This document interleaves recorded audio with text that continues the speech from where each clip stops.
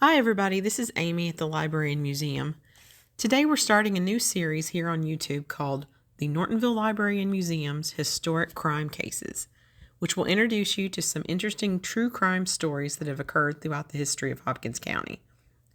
I'm personally kind of a true crime junkie, so I thought some of you might find these stories just as fascinating as I did, and I thought it would be interesting to share these stories with you in a video format. So let's go ahead and dive into this first case, which was a huge deal when it happened in 1926. Just because of all the widespread coverage that it got across the nation and the tension that it caused in our area, I would argue that this was the case of the century in Hopkins County.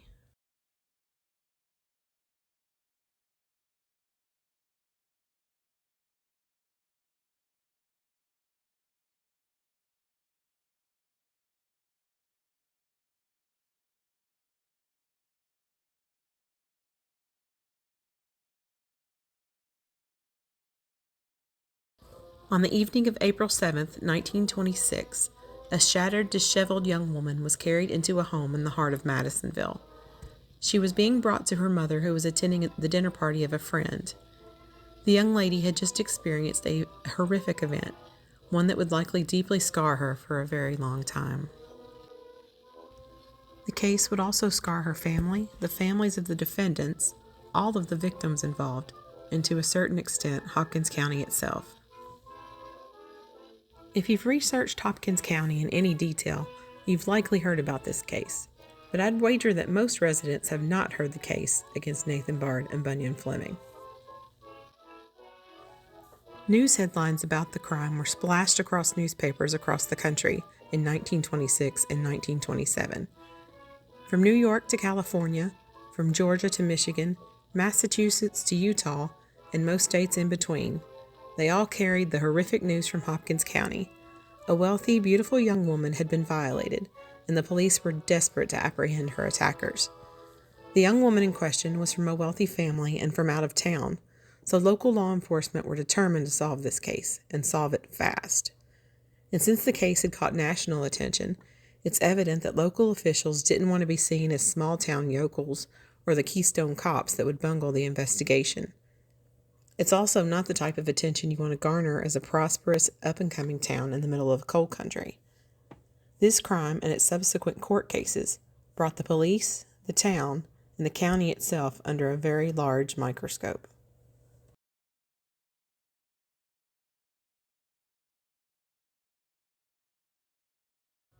But before we go any further, let's go back to the start of the case.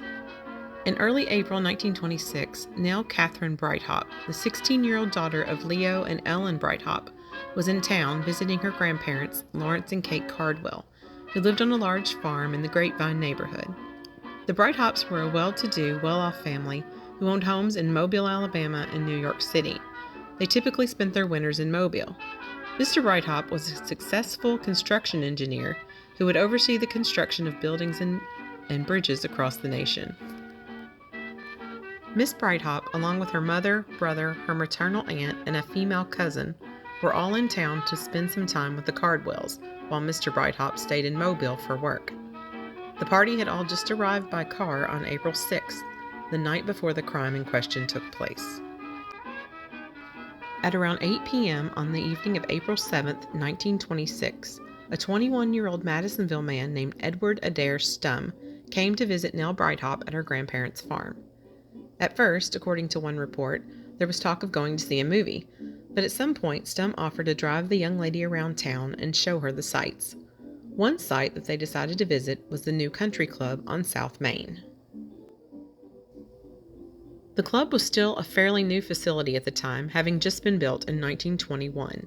So Stum and Breithaupt left her grandfather's farm in Grapevine and drove towards the country club. Upon arriving, Stum drove his vehicle around the looped entrance of the club and stopped at the main entrance to show his guests the different features of the place. According to Stum, chaos set in almost as soon as he stopped his car. Two men seemed to appear out of nowhere, both armed with revolvers and flashlights. They jumped on the car's runners and started giving orders. Stum was immediately ordered from the car at gunpoint and searched by one of the men. The robber allegedly stole $4 and a pocket watch from Stum, the watch having Stum's first two initials and last name engraved on it. After being robbed, Stum was then marched around 30 feet from his vehicle by one assailant, while the other struggled with Miss Brighthop, who was still in the car.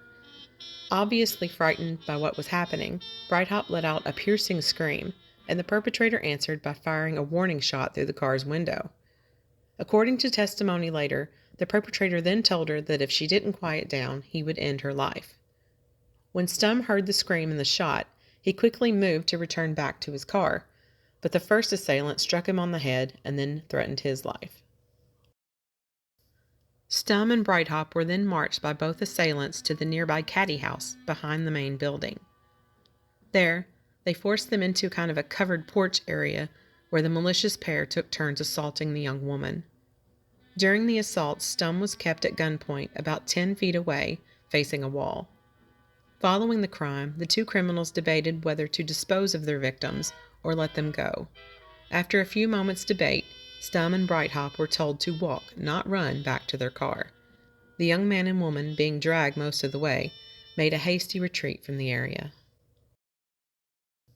This is the location where Adair Stum brought Nell Brighthop following the robbery and attack at the country club. If the house numbers are still the same as they were in 1926, this is 212 South Franklin Street in Madisonville. About a block or two to the left is the new courthouse in Center Street. Here, on this empty lot where this little tree foliage line is where the home of Ernest and Edith Williams once stood. Immediately following the crime, Stum brought Nell Brighthop to her mother, Mrs. Brighthop, here to the Williams home, where she had been attending a dinner party. Upon reaching the location, Nell was sobbing hysterically and possibly going into shock. The party's hostess, Mrs. Williams, who incidentally was a trained nurse, did a preliminary exam of Nell to check for any injuries, and she would later testify in court that she absolutely believed that an assault had indeed taken place. There were quite a few guests that evening at the Williams home who were also witness to the sad scene. According to the Madisonville Hustler newspaper, quote, "Quite a number of guests were there, and the young victim, her wet, mud-bedabbled clothing attesting her struggles, was lifted limp from the car in a hysterical condition." End quote. Following this dramatic interruption to the Williams dinner party, the police were notified. Guards were immediately placed all around the country club to preserve any evidence left behind. Unfortunately, just a few moments after the robbery and attack, a heavy rain set in, so at this point it was a race against time to gather evidence. Search dogs were immediately called in, but didn't arrive from Nashville until early the next morning at around 6 a.m.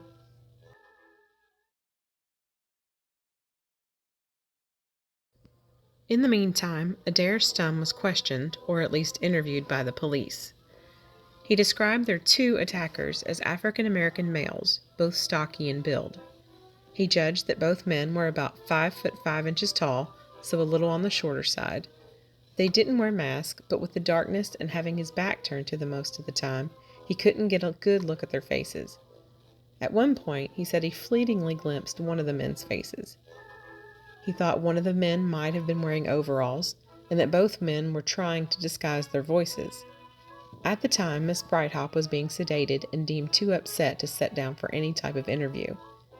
She would later say that because of the nighttime and the chaos, she didn't get a good look at either of her attackers.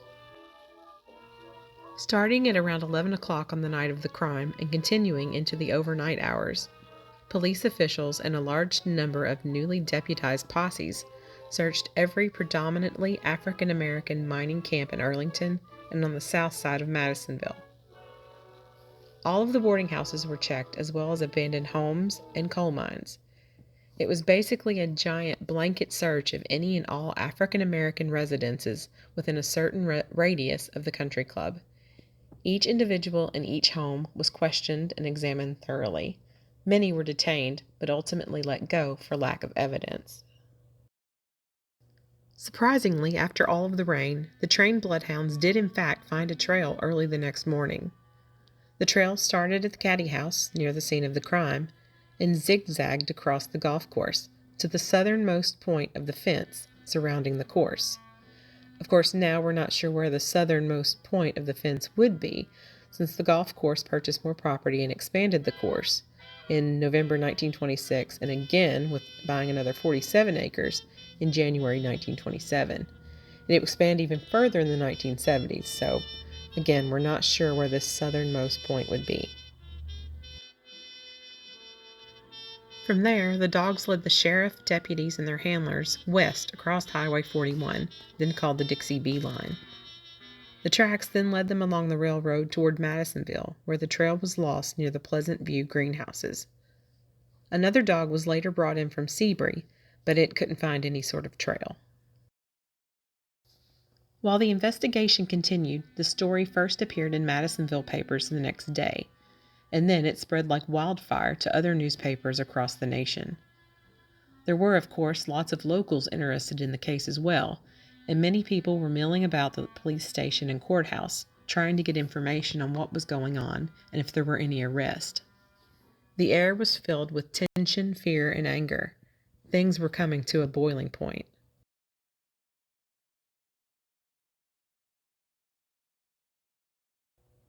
It's important to understand the kind of pressure that police and city officials were under to solve this case quickly. 2 other shocking crimes had occurred in the same general area just prior to the April 7th crime at the country club. On March 3rd, Carl and Gertha Crabtree, a couple living in the Dozier Heights neighborhood, were attacked and robbed in their own home by 2 unknown assailants. It was close to midnight on the 3rd when the pair were awakened by 2 men with flashlights. They dragged Mr. Crabtree out of bed and tried to lock him in a closet. The criminals then turned their attention to Mrs. Crabtree and tried to assault her, but she struggled and fought back so much that an assault never took place. Meanwhile, Carl Crabtree noticed that the closet hadn't latched properly and was able to escape and go to a neighbor's home for help. The 2 robbers heard Mr. Crabtree moving around the house and fled from the home immediately. It was ascertained later that a gold watch and a little bit of money had been taken. The Crabtrees were unable to get a good look at their attackers. A couple of weeks later, on Sunday, March 28th, 2 young men and 3 young women were robbed and assaulted after their car stalled on Highway 41 while coming down a hill between Arlington and Madisonville. While the 5 young people waited for help for their stalled car, they were allegedly approached by 3 black men and ordered out of their car at gunpoint. The assailants then robbed all 5 young people and ordered them down a more abandoned side road nearby. At one point, the robbers told the group that this was how they made their living, robbing unsuspecting folks on the highway. After a short walk, the 5 young people were ordered to sit on the ground, while the 3 attackers attempted to assault the young girls, 2 of which were only 14 years old, while the oldest was only 17. The group was eventually allowed to walk back towards Arlington, where they found help. All were immediately taken to Sheriff Hubert Woodruff's house, where they informed the sheriff of the event. The 2 young men described their attackers as 2 stockier black men, while the third was a fairly tall one. A search dog was brought in the next day, which led its handlers around the Nisbet mine and through the woods, and finally back to the railroad tracks, leading them towards Madisonville. A large manhunt began, maybe not quite as large as the country club case, but many individuals in the area were rounded up. The 2 young men robbed during the crime tentatively identified 2 suspects, but both were released due to lack of evidence. There was so much outrage in our area after these 2 crimes that sales of weapons and ammunition skyrocketed in the county. Many people refused to leave their homes unarmed. There were very loud calls for justice in both of these 2 cases, and many people were outraged that the due process of the law was seemingly being carried out too slowly. Everyone was demanding quick justice.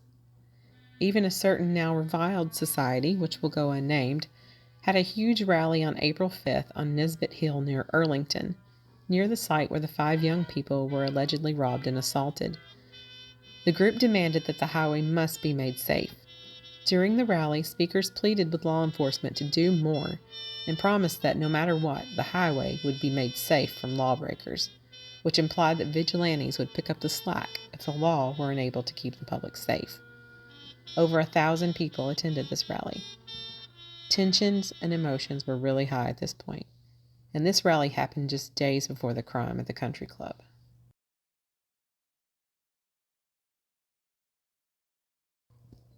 Anyway, going back now to the country club case. A reward of $2,000 was immediately offered to anyone with information that would lead to an arrest and conviction of the perpetrators.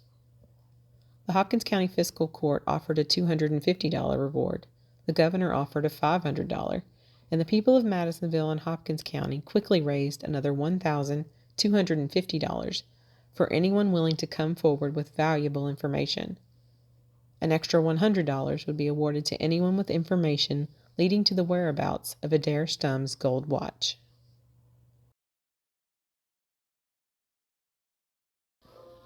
Again, local law enforcement were under a huge amount of pressure to get these guys arrested and off the streets, so the search was relentless and continued non-stop for the first 48 hours. Several men and women were held and subsequently released for lack of evidence, and the investigation was going nowhere until a man named Sam Kitchen called the police. Kitchen's home was located in the Dozier Heights neighborhood, not far from the country club, and Kitchen was eager to tell officers about a boarder that he had kicked out just before the Stumm and Breithaupt attack. Kitchen told officers that just a few days before the crime, he had gone to get some change out of what he thought was his wife's purse, but it ended up being the pocketbook of one of his boarders, a woman named Mabel Bumpus, age 25. The first thing he saw when he opened the purse was a picture of a black man named Joe Blanton from Madisonville and a love letter from Blanton to Bumpus. Now, in this day and age, no one would bat an eye at that discovery.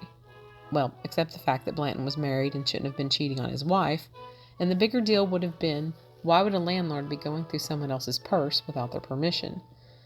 But, at this time, it was highly frowned upon and outright illegal in many states for a white woman, like Mabel Bumpus, to be romantically involved with a black man.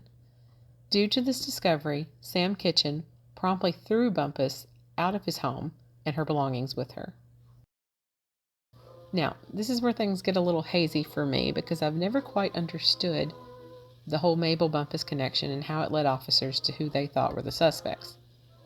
After talking to Sam Kitchen, two officers, Albert Samples and Edgar Watson, immediately went and arrested Mabel Bumpus and searched her former home in Morton's Gap, where they found a stack of romantic letters from Joe Blanton. Most of the correspondence was sent in envelopes stamped with the Hawley McIsaac Coal Company return address. In the letters, Blanton talked about their quote-unquote dates and mentioned having a pal that went on the dates with her and other women as well. After leaving the Kitchen home in Dozier Heights, Bumpus moved to the Parker Addition on South Seminary Street in Madisonville. Due to the climate of the time and the nature of their relationship, police went to talk to Joe Blanton. I guess the police thought he preferred the company of different races, so it had to be Blanton. I don't know. I still don't get the whole connection, of Blanton and Bumpus to the crime, but anyway. In a weird twist of fate, it turned out that Joe Blanton actually worked at the home of Ernest Williams, whose home, if you remember, was the home Mrs. Breithaupt was visiting on the night that her daughter was attacked. Blanton himself was actually serving guests dinner in the Williams home on the night in question, so his alibi was pretty rock solid. He stated that he left the Williams home at around 9:30 that night and went straight home after because his wife had been sick. Upon further questioning, Blanton admitted to being at parties where black men enjoyed the company of white women, and said that one of these types of parties were held at an empty house near the country club. He gave other names of other men present at these, quote, parties, end quote, and Blanton was arrested and held at the jail for some time. Again, not sure why or what connection he ever really had to the case other than working at the Williams home, but poor Joe Blanton was arrested and sent to the Christian County Jail for safekeeping. By the way, all this occurred around April 9th. Remember, the crime happened on the 7th. So this is just a day or two after the crime happened. It hasn't even been a week yet. As I said before, the police wanted to arrest someone for the crime, and they wanted it done quickly. So, after Blanton gave names of the men at these parties, investigators rounded up these other men for questioning. The first man they picked up from this group was a man named Bunyan Fleming. 31-year-old Fleming was born in 1895 and spent most of his life at his mother's farm in Lamar County, Alabama. It was later reported that he only came to Kentucky 18 months prior because he was wanted for attempted murder, having shot another man during a fight near his hometown. And since arriving in Hopkins County, he apparently hadn't made many friends and was known around the mines he worked at as a troublemaker, never going anywhere without his pistols and being known to draw them on unsuspecting folks that he quarreled with. He also often bragged about being wanted for murder, and also bragged about his older brother Willie, who was serving time for murder in Alabama. He seemed to take pride in this kind of bad boy image, and he was quick to let people know that they shouldn't mess with him. Of course, it's also worth noting that most of these stories come from another alleged perpetrator that we'll talk about in a minute, who had a lot of incentive to make Fleming look bad, but we'll come back to that later. Anyway, back to the story. Fleming was picked up for questioning and arrested on Friday afternoon, April 9th, at the South Main Street home of C.R. Hawley, who owned the Hawley McIsaac Coal Company at Carbondale. They detained him as he was pulling into the Hawley garage. Fleming worked as a chauffeur for Mr. Hawley and also as a laborer at the Carbondale mine. During his first sit-down with police, Fleming was belligerent and uncooperative. He later admitted that he drank a half a pint of whiskey just before being picked up, and attributed his unhelpful behavior to the alcohol. When questioned a second time, he said that on the night of the crime he was at the home of a man named Columbus Hollis, where he and his wife Lily had had dinner with the Hollis family and then played dominoes until about midnight. He said other than a brief trip to Arlington for groceries, no one had left the home the entire evening. From the beginning, he denied having anything to do with the crime. During questioning, he did admit to some things. He admitted that he snuck Joe Blanton into the Hawley McIsaac coal offices in Madisonville so that Blanton could type his love letters to Mabel Bumpus. He also admitted that occasionally he was involved with rum running and admitting to causing trouble now and again, but he said continually that he was innocent of the crime in question. After interviewing Fleming, investigators went and picked up 49-year-old miner Columbus Hollis for questioning. Like Fleming, Hollis was originally from Lamar County, Alabama, and Hollis's wife, Louisiana, whose maiden name was Fleming, was Bunyan Fleming's third cousin. On Sunday morning, April 11th, 3 days after the crime, 3 men from the Citizens Committee, Tom Barnett, Charles Barnett, and James Woodruff, picked up Hollis at his home in Carbondale and drove with him towards Madisonville. For investigators, this car ride was a major turning point. Again, with men only from the Citizens Committee, formed to help law enforcement find the criminals, and no official law enforcement present, Columbus Hollis supposedly began to sing like a canary. The 3 committee members, along with Hollis, left Carbondale by car that morning and parked along the Dawson Springs Road for about an hour and a half. The committee men bluffed at the beginning of the interview and told Hollis that they basically knew everything already, so he just needed to be honest with them and things might go better for him.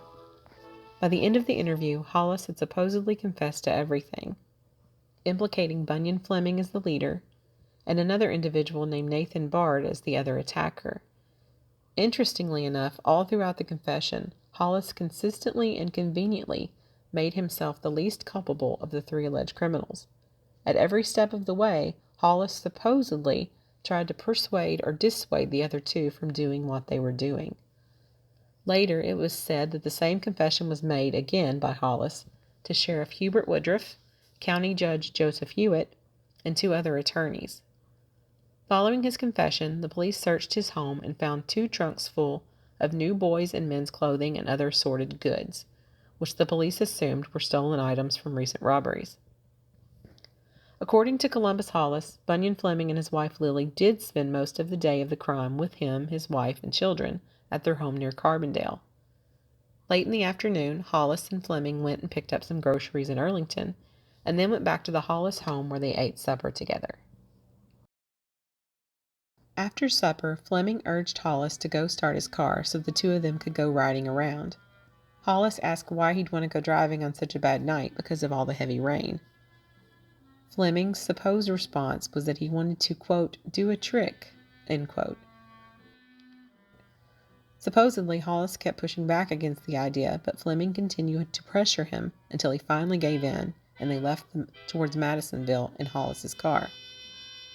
Hollis said that he was often afraid of Fleming and would give in to him just to keep the peace. He alleged that whenever he said no to Fleming before, Fleming had shot up his home. At some point along the way, the pair stopped and picked up Nathan Bard, and then Fleming said the three men went intentionally to the country club. He said he pulled in between the clubhouse and the caddy house at Fleming's direction. Just a few moments later, Stum's vehicle pulled up in front of the clubhouse. He said that Fleming first pulled the gun on Stum, but then turned Stum over to Bard, while Fleming pulled Brighthop from the vehicle. He said he called Hollis over to help him subdue the young woman. From there, the attack continued. Fleming reportedly was the first to assault the young woman. After police arrested Fleming, they brought the accused in front of Adair Stum to see if he could identify him. When Stum saw him, he was unsure. He said it could be him.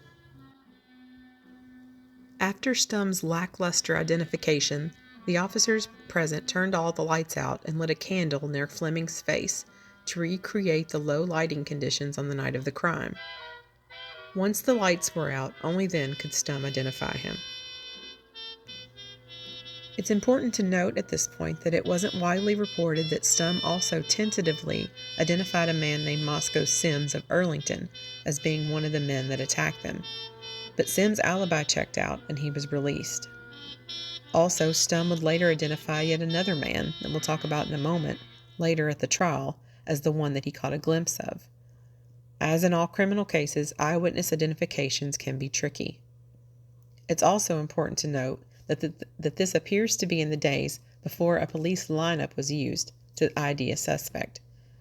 In this case, they simply brought a suspect out in front of a victim and asked, "Is this the right guy? Is this the right person?" After Fleming was arrested, police and officials questioned his wife Lily about their whereabouts on the night in question. She said that he and she had spent most of the evening at the Hollis family home and that her husband never left the gathering. Police then arrested Lily Fleming for false swearing and kept her in jail for the next 2 weeks. In addition to Mrs. Fleming's incarceration, the police also arrested and kept Joe Blanton, Mabel Bumpus, and 2 other Caucasian women connected to the Bumpus letters in jail until the upcoming trials were over. Nathan Bard, age 30, was the last of the alleged attackers to be arrested. Bard was originally from Muhlenberg County, and he had only lived in Earlington, where he worked for the West Kentucky Coal Company, for about 19 months. From the beginning, Nathan Bard denied any involvement in the case. He said that he did know Hollis and Fleming, and that he did happen to see the pair in passing on the afternoon on the day of the crime, presumably when they were in Earlington to get groceries. But Bard said he didn't see either of them after that. Bard said that he was at a pool room that night in Earlington, and there were a bunch of people there that could likely vouch for him. Even though Hopkins County had just had its circuit court session in February, Judge Ruby LaFoon returned to Hopkins County following the crime and immediately ordered a special term of the circuit court to commence again to move this case along as quickly as possible. As quick as the law permits was the common phrase in the papers and around the county at the time. The court process to put them in on trial would begin on April 23rd. That was just 2 weeks and 2 days after the actual crime. Going on trial that fast today is just unheard of. It's pretty wild, actually. And officials would have had it start even sooner, but the county had to post on the courthouse that a circuit court term was coming 10 days prior to any court convening. As soon as County Attorney J.T. Gooch saw that the 3 men were charged that Sunday, April 11th, the accused were quickly rushed out of town in fear of a possible mob. It was important at this point for officials to keep the 3 men alive for their trials, so the accused were moved around quite a bit after being arrested. At first, they sent Fleming to the jail at Henderson. Once Hollis and Bard were arrested, they picked up Fleming from Henderson and took all 3 men to Owensboro's county jail. Upon arriving, they learned the Owensboro jail was overcrowded, so they sent one of the men, Hollis, back to the Henderson jail. Eventually, Hollis would be moved to Louisville for safekeeping, and Bard and Fleming would be moved to the State Reformatory in Frankfort. Even with the accused now out of town, tensions were still very high leading up to the trials, so Judge Joseph L. Hewlett and Sheriff Hubert Woodruff requested National Guardsmen be sent by the state to protect the proceedings and keep the peace. 200 National Guardsmen, mostly from the western part of the state, were sent to ensure peace and order during the proceedings. Courthouse Square was secured and protected, and armed guards patrolled the streets around the clock.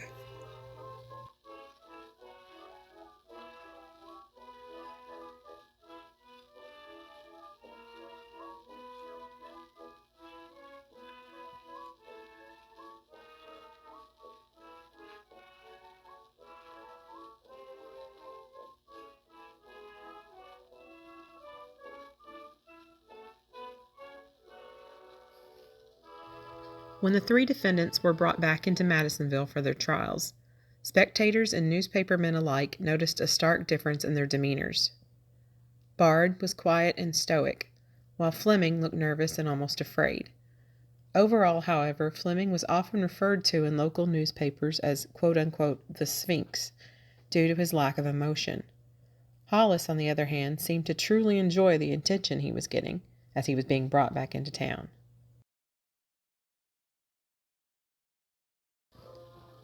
Hollis was brought via the Little Dixie Flyer train from Eddyville to Nortonville. At Nortonville, 2 extra car loads of military men and equipment were added to the train before the train left for Madisonville. Once arriving in town, the guardsmen removed Hollis from the train and formed a square of men around him. The retinue marched from the train station down Sugg, turned on Main Street, and then continued down Center Street to the jail. The square around the courthouse and around the jail was crammed full of people and cars, and everyone wanting to see the spectacle. All during this time, Hollis wore a broad smile and seemed genuinely happy to be the center of attention. So, just over 2 weeks after the assault and robbery at the country club, the trials began, and the stakes were extremely high for the defendants. At this time here in the Commonwealth, sexual assault carried a 10 to 20-year sentence, or the death penalty. There were no options in between, no chance for even a life sentence. It was a decade or so in prison, or the ultimate punishment. These men were literally in a fight for their lives in a community that already seemed convinced of their guilt. As all the defendants had requested separate trials, Fleming would be the first to see his case brought before the judge and a jury.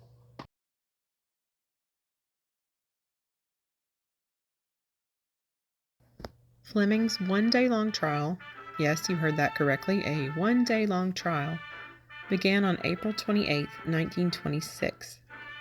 Again, this was presided over by Judge LaFoon, with John L. Grayott leading the prosecution, while Roscoe Conkling of Louisville, hired by the defendant's family, was the lead attorney for the defense. It was later reported that Conkling was only allowed to meet and speak with his client for the first time for 20 minutes on the morning before the trial began. Nell Breithaupt was the first witness called to the stand. Since entering the courtroom, the young woman, understandably, was visibly nervous. She wore a black silk dress with her hair pulled up under a little hat, and kept nervously tapping her foot while waiting for the trial to begin. She and her family could not even look at Fleming as he was brought into the courtroom. Upon taking the stand, she recounted the night in question. She gave general details and a timeline of events, but was spared going into too many dark details by both the prosecution and the defense. She sobbed while testifying, and told of how she had begged for mercy that night, but her attackers would show her none. Men and women in the courtroom openly wept during her testimony. Her stained and torn dress from the evening was entered into evidence. Adair Stum followed her on the stand and recounted the events of the night. Ellen Breithaupt, Nell's mother, Mrs. Ernest Williams, and then the 2 doctors who had been attending Miss Breithaupt also took the stand. The 2 doctors, J.D. Sorry and W.P. Ross, emphatically stated that a crime had been committed. One piece of evidence presented by the prosecution was a pair of stained overalls found among Fleming's belongings. Adair Stum said that he remembered one of the men wearing overalls that night, and police and the prosecutor said that Fleming was known around town as being a dapper, well-dressed man.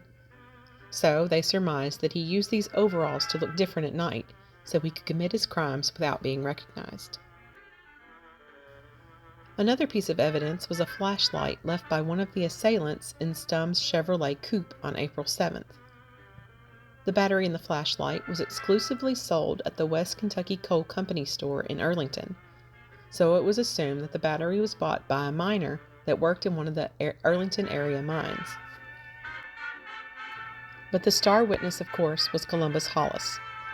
While on the stand, he claimed that he stayed out of sight during the crime because he didn't want to be there. He only got anywhere near the scene when he heard a scream and came to protest the idea of anyone being hurt. Upon his approach, he said he saw Fleming with the girl and Bard holding Stum against the wall at gunpoint. He said Fleming then demanded Hollis come over and help him hold the girl down. He claimed that when Fleming took Bard's place, holding Stum at gunpoint, he then returned to his car. Defense attorney Conklin mainly went after the testimony of Hollis. He said that Hollis had a long-term grudge against his client and was now simply trying to get even with him and save his own neck by shifting the blame from himself to others. While on the stand, Bunyan Fleming repeated his original alibi that he and his wife had spent the evening playing dominoes with Columbus Hollis, his wife, and children until almost midnight. When asked why he thought Columbus would lie about this, Fleming stated that he believed Hollis had been paid to take responsibility for the crime. He also contended that the Commonwealth witnesses had been paid for their testimony. Following Fleming's time on the stand, the prosecution then called Hollis's wife, Louisiana, and their 14-year-old son, Frank, to counter Fleming's testimony. Originally, both Louisiana and Frank were slated as defense witnesses, but for unknown reasons became prosecution witnesses at the last minute.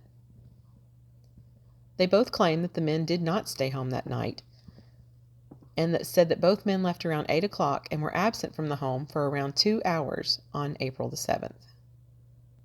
An automobile salesman, a night patrolman from Arlington, and the president of the country club would also all take the stand and claim to have seen the all three defendants, in Hollis's car that evening. After the prosecution and defense rested, and just before the jury left to deliberate, Judge LaFoon told Sheriff Woodruff to keep an eye on the audience, and if anyone made any physical sign of approval or disapproval when the verdict was announced, he ordered them to be immediately arrested. The judge then sent the jurors out to determine Fleming's fate. Just 10 minutes later, there was a knock at the chamber door, indicating that the jury had made their decision. In just 10 minutes, the jury decided that Bunyan Fleming was guilty and should be sentenced to death. The next day, Bard's one-day trial began and was very similar to the proceedings the day before. Remarkably, it sounds as though Bard never even met or spoke to his court-appointed attorneys until that morning in the courtroom. His attorneys were W.J. Cox, L.R. Fox, and B.L. Nesbitt. The first witness called by the prosecution was once again Nell Breithaupt, who described the night in question just as she had the day before. She could not identify Bard as her attacker. Adair Stum, however, claimed to be certain this time that Bard was one of the attackers that night, even dramatically pointing him out at the defense table while on the stand. Nesbitt for the defense called into question the state's case and questioned the veracity of Hollis's confession. Bard took the stand in his own defense and stated that he was not guilty, and once again told the court that he had indeed seen Fleming and Hollis in passing that day, but later spent the evening from about 8 p.m. to 9:30 p.m. at an Arlington pool hall. Bard's defense also produced witnesses that corroborated this alibi.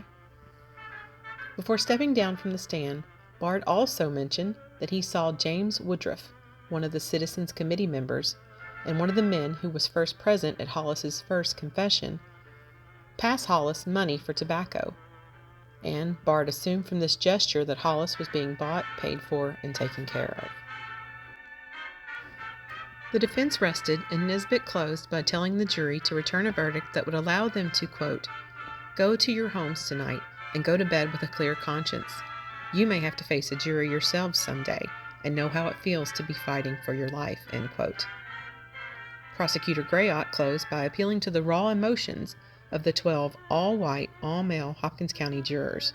Quote, "Do your duty to God and man as honest, upright, and true Kentuckians. Make the highways of this county safe for your mothers, your sisters, and your daughters." End quote. The jury came back in 8 minutes. Just 8 minutes. Bard, like Fleming, of course, was found guilty and sentenced to death. Bunyan Fleming was in the courtroom at the time and laughed out loud when he heard Bard's judgment. And then he glared at Columbus Hollis, who was also in the courtroom at the time. Bard sat still, showing no emotion. The press in the region tried to make Fleming out to be an absolute monster for laughing at Bard's verdict. But maybe he was just struck by the absurdity of it all, how fast everything had happened. Looking back in time, there were parts of this case that did appear absurd. If someone didn't laugh, they'd have to cry.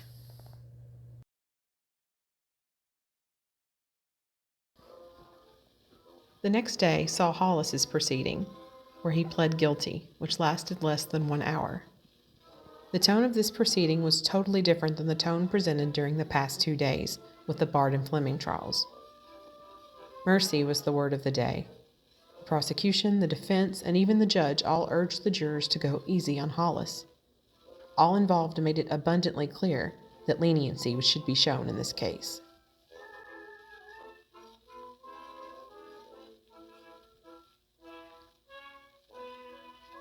It was also mentioned in news reports that jurors were carefully selected so that they would be sympathetic to Hollis. Again, throughout the trials of Bard and Fleming, and in his own hearing, Hollis made it clear that he was a completely unwilling participant and was completely dominated and forced to do bad things by Bunyan Fleming. He pretty much had no free will of his own, according to him, and gave himself as little culpability as possible.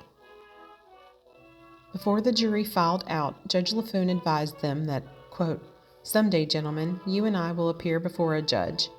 If mercy is not shown, it will be a mighty dark day for us.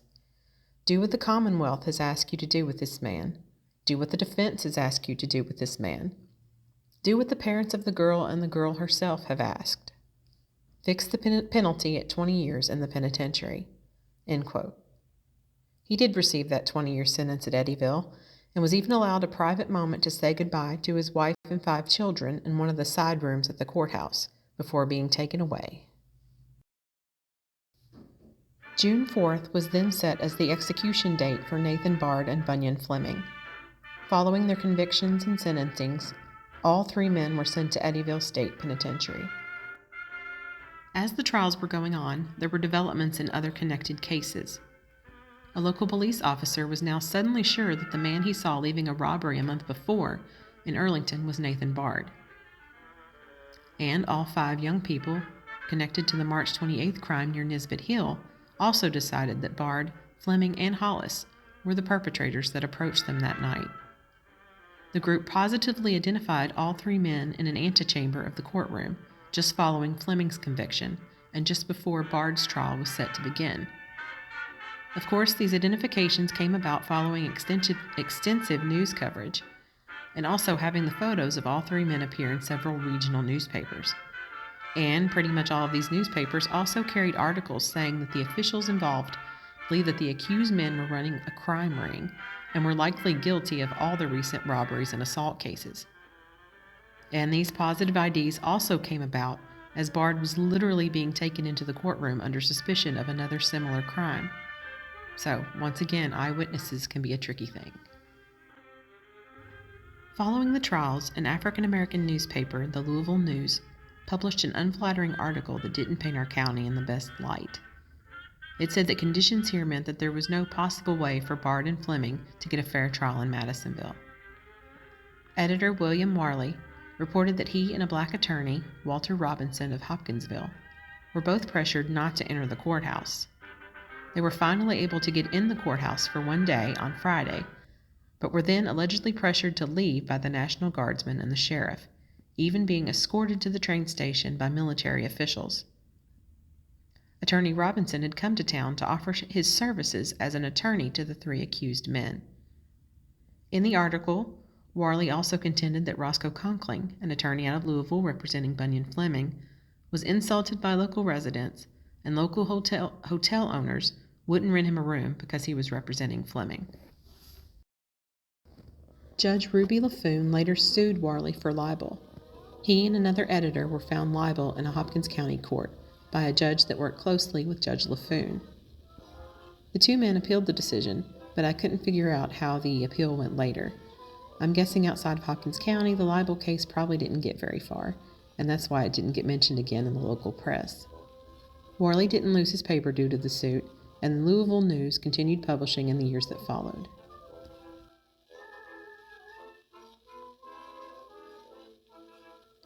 Both Bard and Fleming's attorneys started appeals right away following their convictions. On June 2nd, Sheriff Woodruff received the notice of Bard's appeal from Frankfort. Bard's execution had to be immediately suspended until a higher court heard his appeal. A new date would have to be set by the governor. Throughout the remainder of 1926, the two men's cases went through the Commonwealth of Kentucky's appeals process. On the state level, the men had exhausted their choices by the end of the year, with the Court of Appeals at Frankfort affirming their death sentences. By early 1927, an execution date was set once again, this time for April 8, 1927, just 1 year and 1 day following the country club crime. Early that April, preparations for the executions were in full swing. The governor was preparing to send troops back to Madisonville to make sure that everything went smoothly, and Sheriff Woodruff was preparing a special force of deputies to help keep things peaceful as well. The scaffold and the enclosure surrounding the jail were prepared and made ready for April the 8th. The sheriff warned that anyone wishing to be inside the enclosure to get a good view better show up early or they'd likely not get in. On April 7th, Judge Charles I. Dawson issued a writ of habeas corpus for Bard and Fleming and granted a stay of execution for both men. The judge then set a hearing for the following Thursday, where he would hear both sides of the argument to decide whether or not the two men received a fair trial. Both Fleming and Bard's attorneys asserted that mob rule controlled the county at the time. They pointed to the National Guard being called out as evidence of the threat posed by the mob. If there was no fear, they questioned, why did the county need machine guns and armed guards to be posted around the courthouse? They also put forward that they believed that no juror living in Hopkins County would have ever voted for acquittal, so it made it clear during the trials that a guilty verdict was the only option.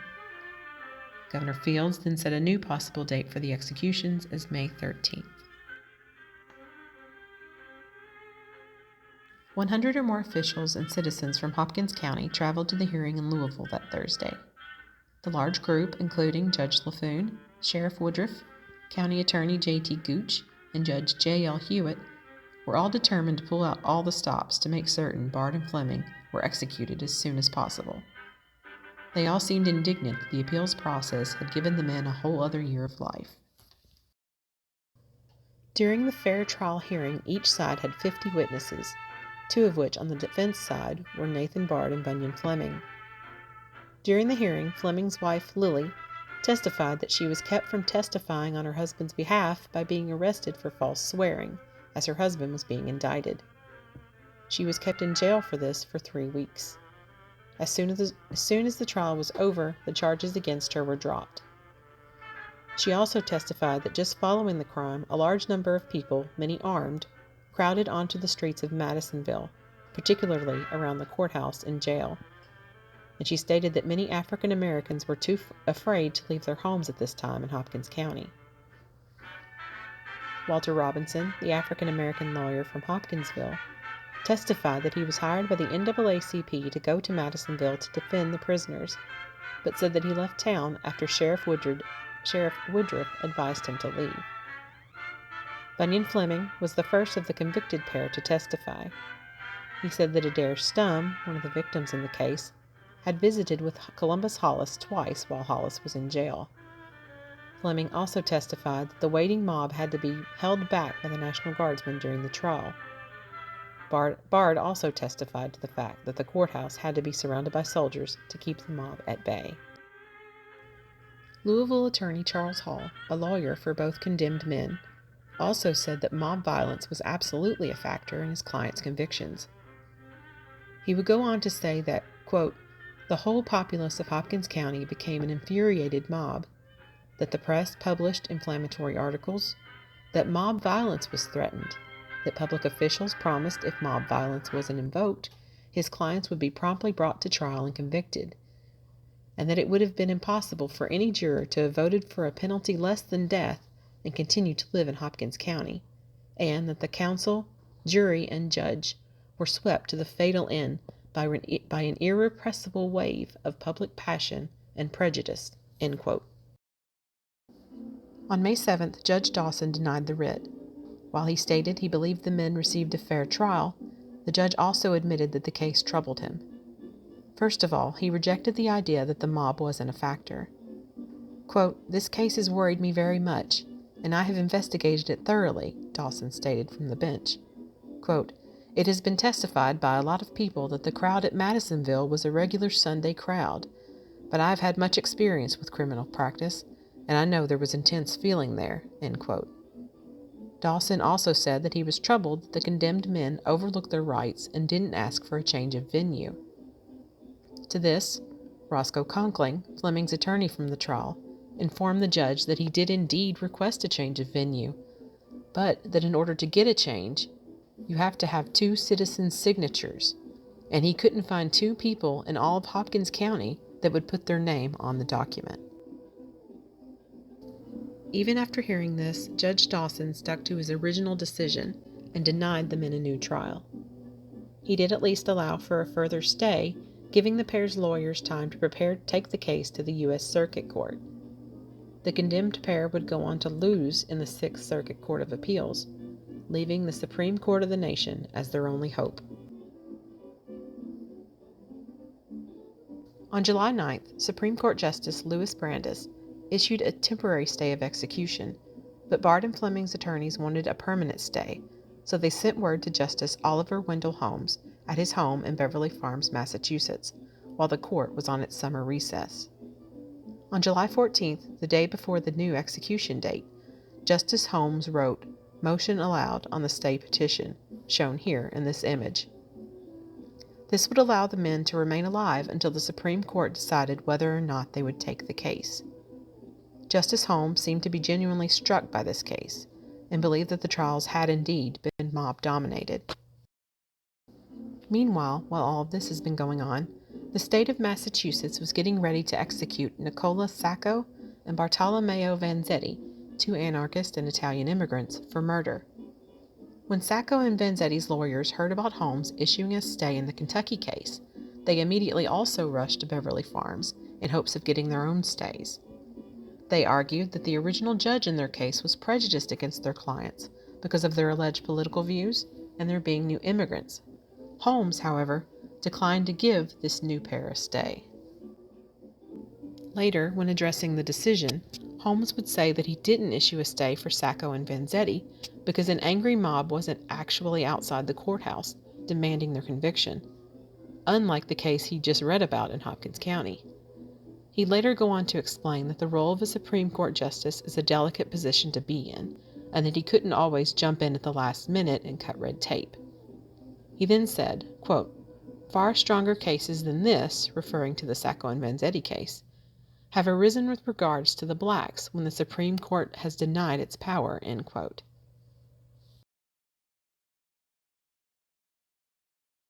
One article that I read on the subject suggested that Justice Oliver Wendell Holmes permitted a stay of execution in the Kentucky case so that he could help educate his fellow justices. He wanted to debate the merits of the case with the rest of the court. While Sacco and Vanzetti's lawyers thought their case and the case from Hopkins County were essentially the same, Justice Holmes strongly disagreed. Holmes felt that the mob had essentially accused and convicted Bard and Fleming in just 3 days, while Sacco and Vanzetti, with arguably the best defense team in the nation at the time, had a fairly lengthy trial in comparison and 6 years of appeals. So, For Holmes, these two cases seemed to raise an important question. He asked, why this so much greater interest in red than black? And with red, he was referring to the supposed anarchist views held by the Italians. Why was the red case being given so much more attention than the black case? Holmes believed that the other justices on the court still didn't quite get or understand the sorts of injustices that African Americans were still experiencing in the justice system of the 1920s. He wanted his fellow justices to look at the Kentucky case and see that certain persons were not being treated equally. And in reality, see the fact that two anarchists allegedly connected with a group the U.S. ranked at the top of their most dangerous enemies list were actually given a fair trial and appeals process. Sadly, Justice Holmes' effort to change the court seemed to have initially failed because on November 21, 1927, the Supreme Court refused to hear the barred Fleming case.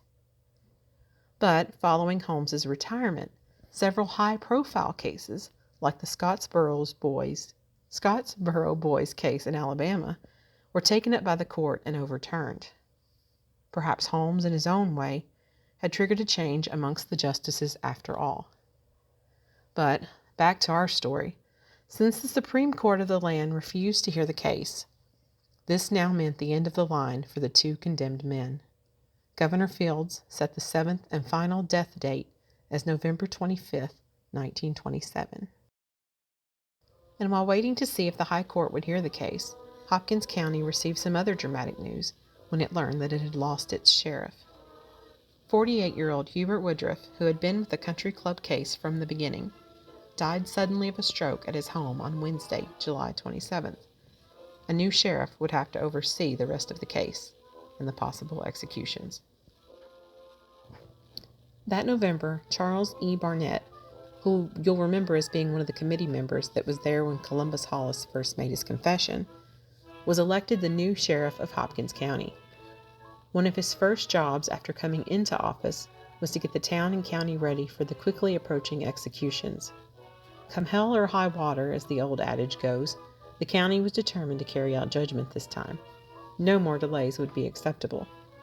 When the governor and Judge Dawson both expressed concern that the official Supreme Court papers couldn't reach Madisonville by Friday the 25th, the county had the necessary papers air-mailed to Cincinnati, and then had one of their men go from Madisonville and personally drive the papers from Ohio to the necessary court in Louisville.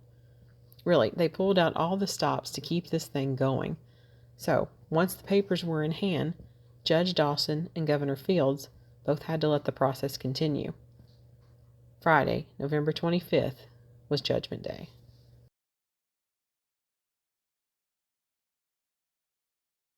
On a Thanksgiving Thursday afternoon, November 24th, Sheriff Barnett and 40 National Guardsmen escorted Nathan Bard and Bunyan Fleming from the Eddyville State Penitentiary to Nortonville on an IC train. While on the train, both men still professed their innocence, while both saying that they were also ready to die. They were quiet for most of the train ride. Every now and then, those on board would hear Nathan Bard lightly hum or sing a religious tune. At Nortonville, the sheriff and the two condemned were transferred into an ambulance, surrounded by National Guardsmen. The group then drove into Madisonville. Along the route to downtown, they drove past the country club. And in the middle of this morose spectacle, a strange little fella from out of town was added to the mix. The man pictured here with his hand on the shoulder of Sheriff Barnett is G. Phil Hanna. Hanna, who hailed from Epworth, Illinois, was known by the moniker the Humanitarian Hangman and was nationally known for perfecting these types of morbid events. To put it bluntly, he felt he had mastered the art of hanging. He perfectly measured ropes, fitted hoods, calculated measurements, and inspected drops so that the event could occur in the most humane way possible. Hanna, who was known to be a rather squeamish man in general, with an extreme low tolerance for pain, once told a newspaper man that he had witnessed a botched execution as a young man, and that the event had scarred and haunted him so much that he decided to devote his time, effort, and money into trying to stop any more botched proceedings. He knew that sheriffs only served so many terms, So he thought there should be an expert that traveled around the country to ensure humane treatment in all these situations. He didn't think anyone else would want the job, so he volunteered himself. Hannah's methods weren't foolproof, but he was soon widely acclaimed for his skill. To each execution, Hannah always brought his own equipment, refused any sort of payment, and insisted on paying his own train fare and hotel fees. He also would visit with the condemned and explain that he was in town to help them, which I'm sure wasn't all that comforting, even though Hannah meant it to be. He also went to great lengths to make sure the condemned's last wishes were carried out.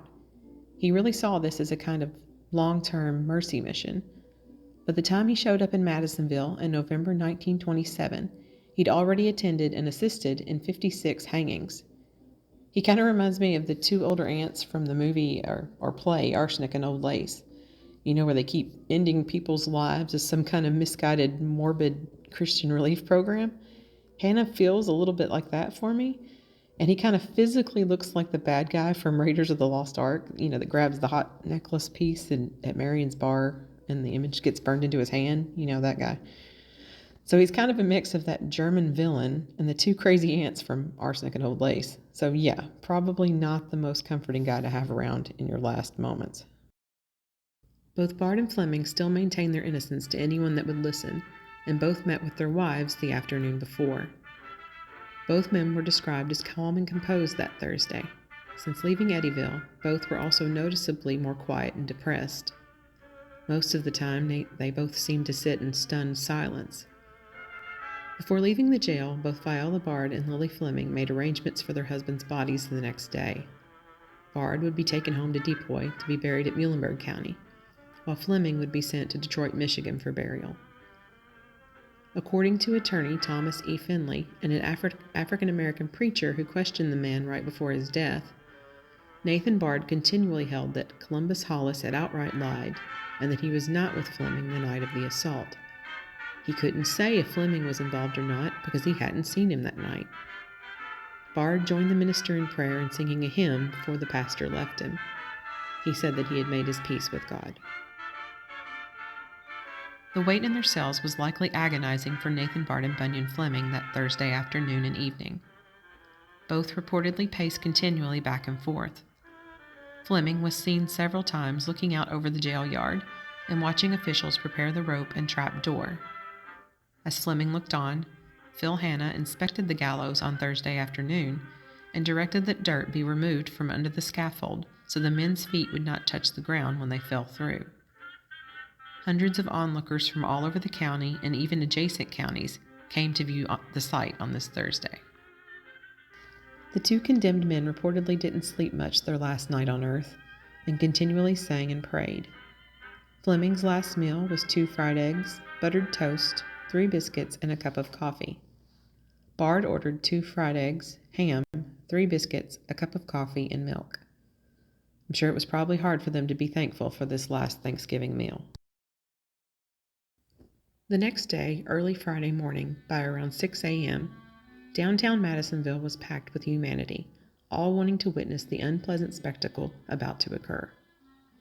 People were on tops of buildings, leaning out of windows, standing on cars, and hanging onto telephone poles, trying to get a better view. It was packed with cars, too, with every available parking space and empty space filled up completely from Broadway all the way to Main, and throughout the entire downtown area.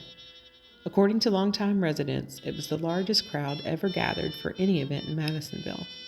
It was estimated that around 7,000 people showed up that morning. Center Street was blocked from Union to Franklin, with soldiers guarding these roped-off areas. Around 200 National Guardsmen were back in town to make sure that the event went off without a hitch. Guardsmen were stationed around the enclosure and fence at the jail, and also at the foot of the gallows. 4 machine guns and men were also placed around the gallows to keep anyone from causing trouble. Machine guns were even mounted in the windows of a local business facing the jail courtyard. Other guardsmen were placed in trucks on the outside of the enclosure so that they could keep an eye on the very large crowd. They also checked passes going into the enclosure. The guardsmen had very strict orders when it came to those passes. No one was allowed to be inside the enclosure without a special pass hand signed by the sheriff. The newly elected Sheriff Barnett had been swamped with requests for these passes, and only so many passes had been handed out, so only a few people would get a front row seat to the morbid scene. The people present at the time didn't know it yet, but this would be the last public hanging in Hopkins County, and the second to last public execution in all of Kentucky. Here's an example of what the pass would look like from that day. Cliff Lacey of White Plains was given one of these rare passes from the sheriff and was therefore allowed into the enclosure that Friday morning. Also among those in the enclosure that day were Nell Breithop's maternal grandparents, Lawrence and Kate Cardwell, and two of her maternal uncles. The Breithops themselves declined to return for the executions. There was a boisterous, almost circus party-like atmosphere present on that morning. People were telling morbid jokes and talking and laughing loudly. So much so that the sheriff at one point had to quiet down all of the people and ask the crowd to be calmer and more respectful. The proceedings began at around 7:40 a.m. Bunyan Fleming was the first man brought out. A buzz of recognition went through the massive crowd when they saw him appear at the jail. He was wearing a blue serge suit with a green flannel shirt and black shoes. As he passed County Attorney J.T. Gooch, he told him, "Goodbye, Mr. Gooch," to which Gooch replied, "Goodbye, Fleming." As he reached the top of the platform, he was given the opportunity to say his last words. At first, he requested a minister, but when one couldn't be found in the crowd, he went ahead with the following statement.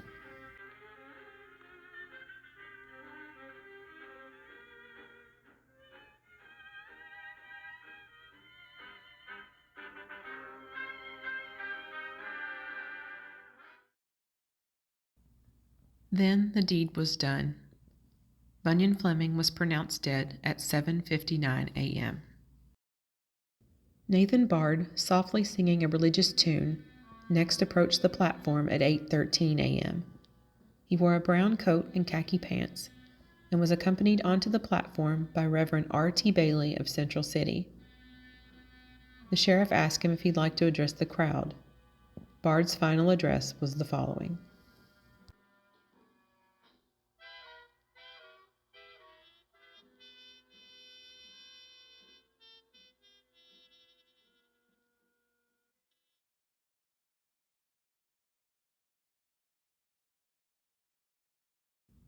By 8:28 a.m., both men were gone.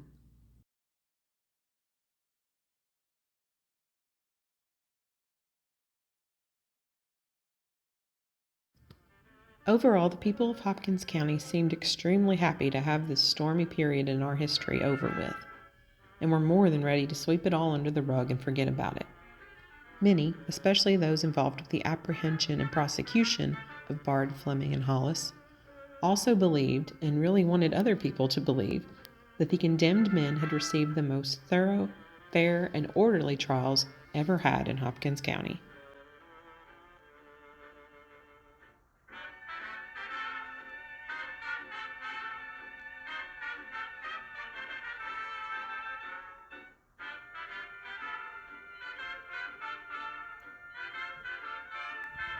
Now, total disclaimer here.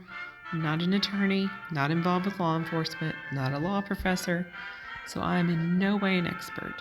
I'm just a random person Monday morning quarterbacking a case that was, it's almost 100 years old now. But this was a really, really bad case. The evidence was extremely circumstantial at best, with no direct evidence tying any of the three men to the crime. Literally, the only thing connecting the three men to the crime was Columbus Hollis's confession. And the little evidence that the officials did have could have been applied to the three accused men, but also probably 50 other men in the county at the time.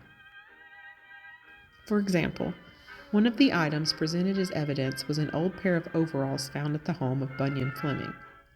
One of the attackers was reportedly wearing overalls that horrible night. Since Fleming was known as a smart dresser, investigators and the prosecution reasoned he wouldn't have an old pair of overalls laying around.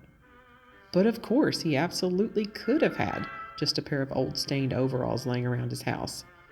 Maybe he used it, he was a chauffeur, maybe he wore them to work on cars. Maybe he had them to wear to the mines because he did work at the mines from time to time. Or maybe he just had them laying around the house to work on things around the house. There are also major issues with flashlight battery entered in as evidence in both Bard and Fleming's trials. If you remember, one of the assailants on the night of the crime dropped and left behind a flashlight in Stumm's Chevrolet coupe.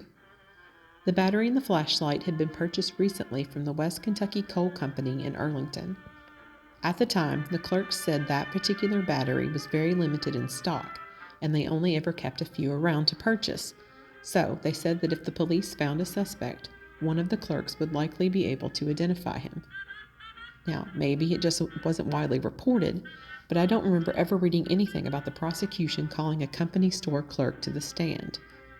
So, if the clerks couldn't determine who had bought the battery, how can investigators be sure that the flashlight was connected to any of the three men charged with the crime? The flashlight, in the end, was a tantalizing clue left behind by whomever did the crime, but, as with so much of the evidence, it could just as easily point to any other number of men rather than the ones on trial. Also, if you remember from Bard's trial, an automobile salesman, a night patrolman from Arlington, and the president of the country club all claimed to have seen the three defendants in Hollis's car that night. But honestly, even if these witnesses were able to identify Hollis's car, wouldn't it be super difficult to tell how many people were in that moving car on a supposed rainy, dreary night? Much less be able to identify the exact individuals within that car. If you saw a car pass by you as you were, say, casually walking down Main Street in Arlington one night, would you be comfortable today testifying in court, under oath, that you saw specific individuals within that car? Another interesting thing in this case is that Adair Stumm's gold watch was never found. The arrest and everything that happened to the three men happened so quickly that it's surprising to me, if the men were guilty, that the watch wasn't found among their possessions. And speaking of Adair Stumm, not to say he was a criminal in any way or that anything wrong happened, seems more likely that an outside attack happened, but he was the only known male companion that police knew absolutely were with Miss Breithaupt at the time of the attack. He was a well-connected, wealthy young man whose father was the president of a prominent local bank, president and chairman of the Kentucky Bankers Association, member of the Board of Education, chairman of the Madisonville Board of Public Works, all these different titles. He was just a well-connected, wealthy family in the community, and they had a lot of power and sway. So, could something nefarious or even consensual occurred between the 21-year-old Stumm and the 16-year-old Miss Breithaupt? Facts seem to lean towards an outside attack, and again, I'm not saying he's guilty of any wrongdoing. But looking back from a historic perspective, police of the time did Stumm no favors by not questioning him more intensely and verifying his story. For me, personally, there's always been this kind of cloud hanging over the young man, because there were no efforts to eliminate him. It's also interesting to note how the facts of the case were bent or stretched or conveniently forgotten in order to fit the men that they were putting on trial. Both Breithaupt and Stumm, for example, repeatedly said that they were attacked by two African American men. Just two. Why no mention of a third? One can easily forgive Miss Breithaupt for being confused on the matter, but you'd think from only 10 feet away, Adair Stumm would have heard a new voice come up, a third voice, and realized that there was another person there. But he continually only said there were two attackers. Doesn't this fact alone discredit Hollis's confession? Over the course of the investigation, even though Breithaupt and Stumm only ever mentioned two, it seemed to slowly morph into three attackers in the official investigation. Just in hindsight, it seemed that law enforcement were really wanting to connect this case to the Nisbet Hill case, which had three male attackers.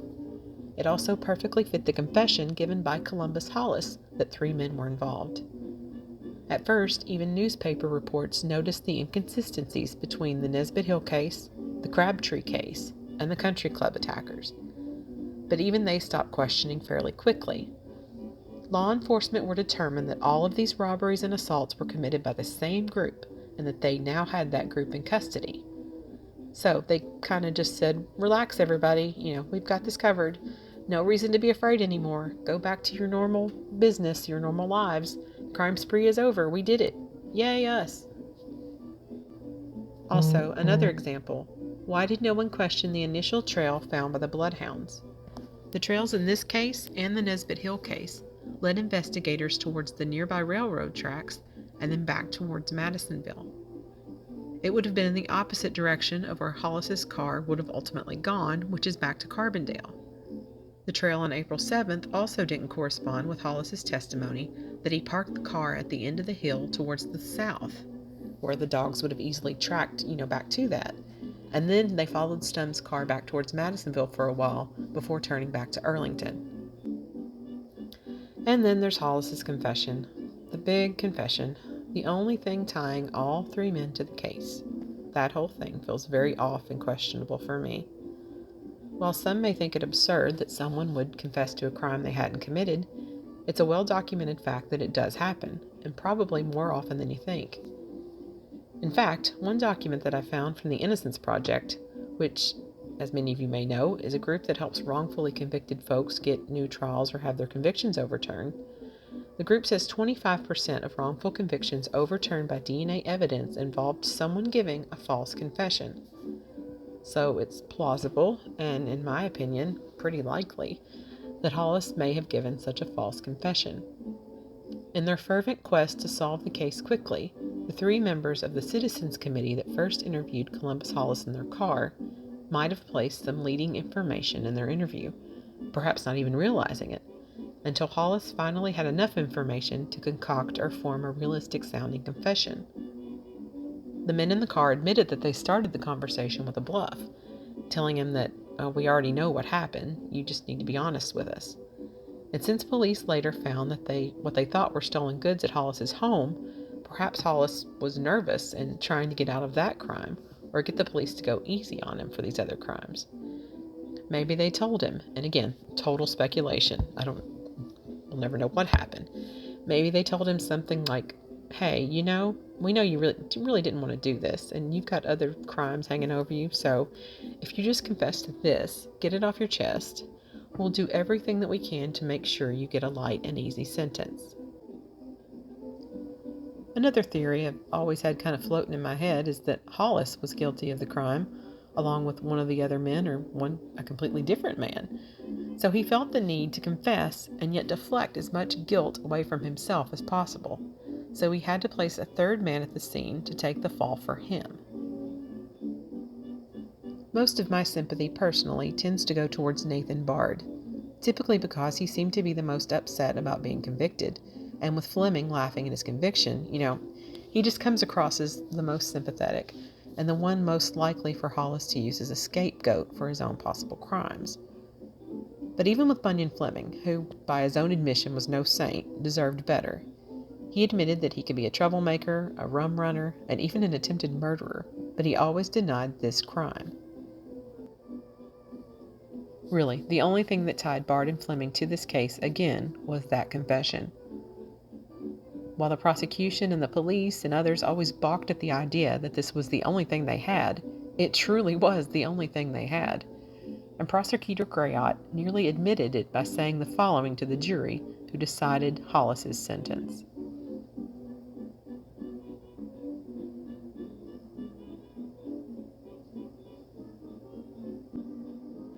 And here are just a few regional and national articles referencing how much of a threat the mob posed to the rule of law and how predominant the crowds were around the courthouse at the time. And in addition to all of this, you have the National Guard's presence, the lawyers not being able to spend time with their clients, no one in the county being willing to sign Conkling's change of venue document, and Lily Fleming's being kept in jail so she couldn't testify in defense of her husband. Again, it's just a really, really bad case. And maybe, it's all the luxury of hindsight, but reading through the newspaper articles from the time, you can feel the tension and volatility. And it was clear that police and other officials were extremely afraid of mob justice. So everything had to be fast, had to be rushed.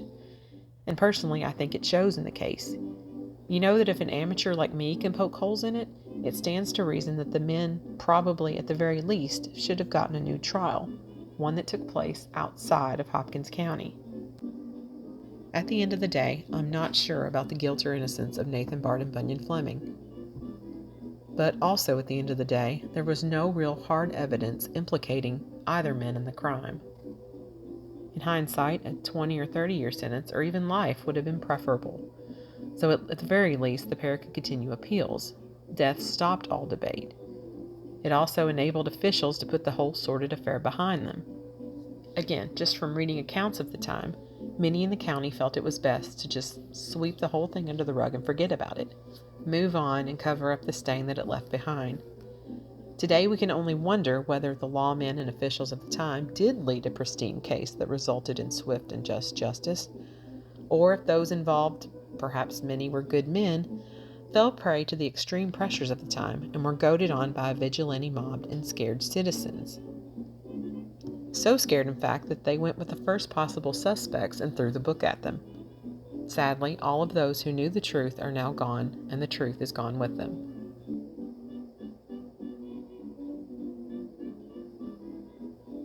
Following the crime on April 7th and the subsequent trials 2.5 weeks later, it appears that Nell Breithaupt never returned to Hopkins County. According to her grandmother, the young woman suffered from a nervous condition which today might be called PTSD and struggled after the assault. In the year following the crime, she was often depressed and had been close to having nervous breakdowns. At one point, she also attempted to take her own life. She and the rest of the family just wanted to push past the event and go on to a better future. Eventually, on the outside at least, she seemed to be able to cope better with the trauma. She went on to marry twice and have a child and seemed to have a happy life. She was also known as an artist later in life as well. Following the trials, Miss Breithaupt wished to forget the whole painful experience. So, out of respect for her and her wish for privacy, that's as much detail as we'll go into on her life after the crime. We hope she was able to move on and find peace. Just 3 months after the April 7th crime, Adair Stum was charged with driving a motor vehicle while intoxicated after his car hit another car in Madisonville. Interestingly enough, this was Stum's third car accident in his young life. Just the previous summer, in August 1925, he had been involved in an accident in Dawson Springs, where he was thrown and pinned under a friend's car. They were just driving a short distance, so Stum jumped on the running board of the vehicle, which, for whatever reason, plunged down a steep embankment. In that accident, Stum injured his leg and had other scrapes and bruises.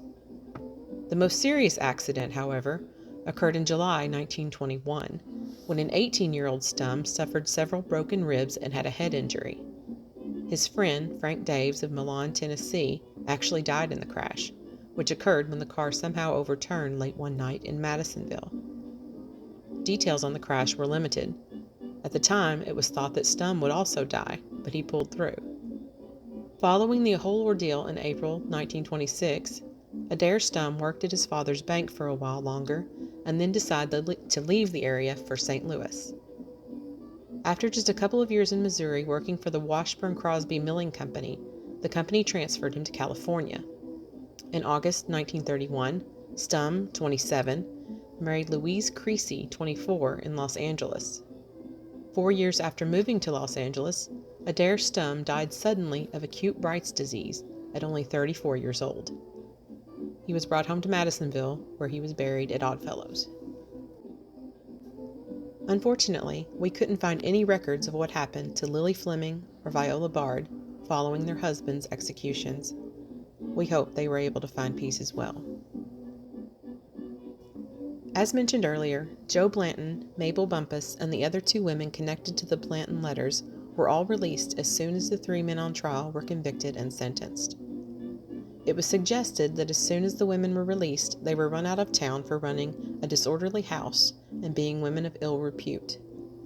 We couldn't find any record of what happened to the 3 women, sadly, after they were forced out of town. It appears Joe Blanton left town and moved to Missouri following this whole ordeal. He passed away in St. Louis in 1935 after contracting tuberculosis. He was only 43 at the time.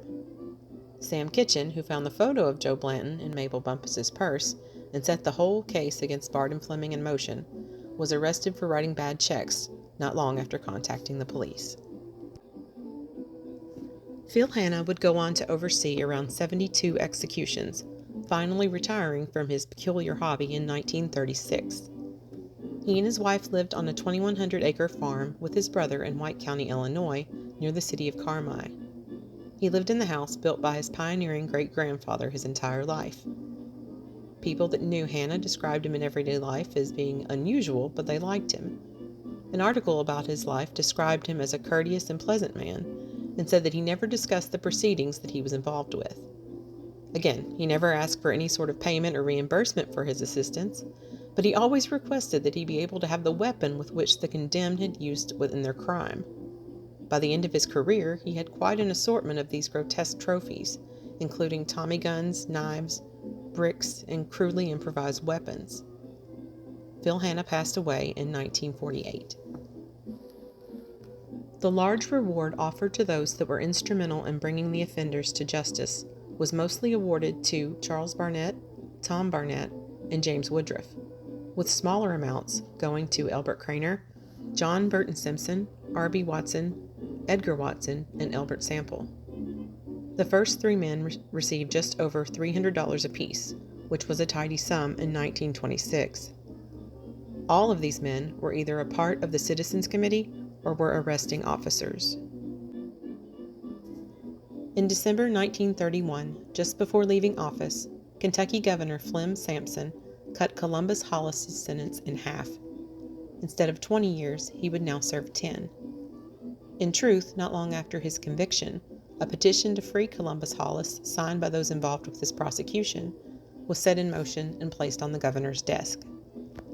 This petition was denied by the previous governor, William J. Fields, who was governor at the time of the crime. In 1931, Ruby LaFoon, who was the judge that presided over the Bard, Fleming, and Hollis proceedings, was elected governor of Kentucky.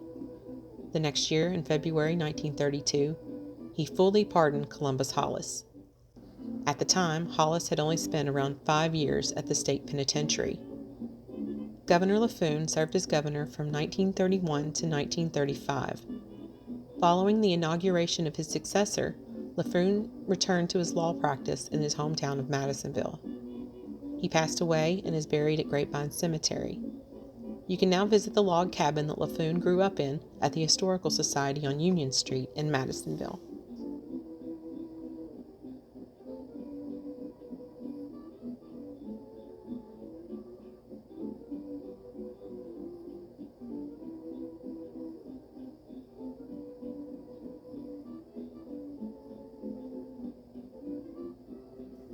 After Columbus Hollis was released by Governor LaFoon in 1932, it is assumed that he returned home to Alabama to be with his wife and children. Following Hollis's conviction, his wife Louisiana and their 5 children had moved back to Lamar County, Alabama, where they had all grown up. By 1940, however, it appears that Columbus Hollis has passed away, since his wife is listed as a widower in that year's census. We're not sure what happened to Columbus Hollis. His wife Louisiana lived to be 104. She passed away in Michigan in 1995. The Country Club in Madisonville, which unfortunately became a backdrop to this case through no fault of its own, continues to exist and prosper today in Madisonville. Following its unfortunate association with the case, the club updated and expanded its facilities, even opening a pool for its members in June 1927. When it opened, it was thought to be one of the finest pools in the state, and Madisonville was one of the first country clubs to build such a state-of-the-art modern pool in western Kentucky. The pool was a popular hangout spot for years in Madisonville.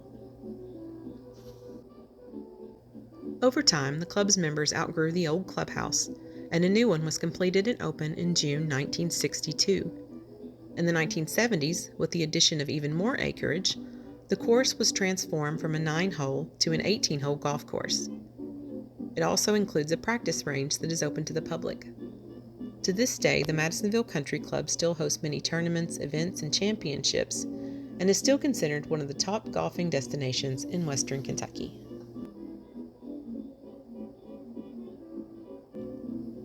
The 1892 courthouse structure featured in today's story wasn't the first courthouse in Hopkins County. In fact, it was likely the third or fourth structure of its kind on Courthouse Square in Madisonville. The first courthouse was a log cabin built at the site in 1807, which served as the center of justice in Hopkins County until a wood frame building was completed in the 1820s.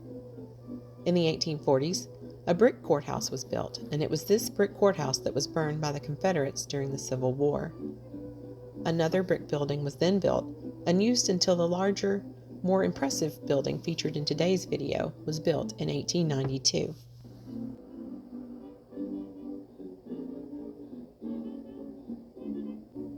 In 1935, another courthouse was built with funds from the Public Works Administration. These funds were also used to tear down the old courthouse and renovate the jail. The 1935 courthouse still stands today and is what we know as the old courthouse on Courthouse Square. What we often refer to as the new courthouse was built in the 2000s on Center Street, marking the first time the institution was moved from its original 1807 location.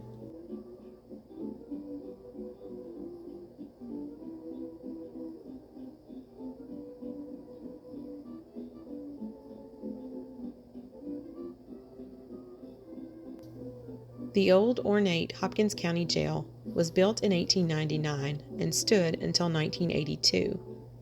It ceased being a jail in 1977.